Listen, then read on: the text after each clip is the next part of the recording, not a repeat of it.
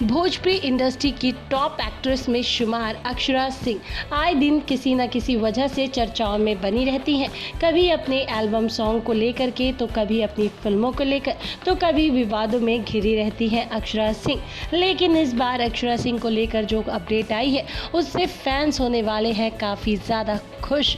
जी हाँ दोस्तों, बहुत जल्द आप लोगों को नज़र आने वाली है भोजपुरी इंडस्ट्री की ये हसीना बॉलीवुड के दबंग खान यानी कि सलमान खान के साथ। आपको बताना चाहेंगे बिग बॉस शो 15 में अब बहुत जल्द अक्षरा सिंह आने वाली है, ऐसी खबरें जोरों शोरों से चर्चाओं में बनी हुई है। आपको बताना चाहेंगे इस समय पर हर बार की तरह इस बार भी शो को लेकर फैंस काफ़ी एक्साइटेड हैं, तो वहीं अक्षरा सिंह को लेकर के भी खबरें ऐसी आ रही है।